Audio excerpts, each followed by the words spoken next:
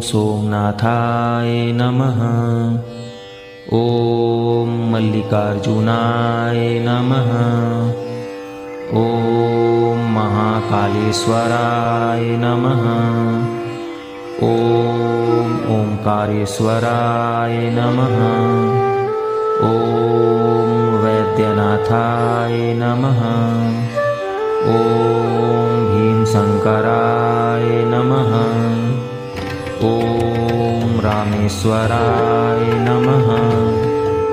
ॐ नागेश्वराय नमः। ॐ विश्वेश्वराय नमः। ॐ त्र्यंबकेश्वराय नमः। ॐ केदारेश्वराय नमः। ॐ भूषणेश्वराय नमः।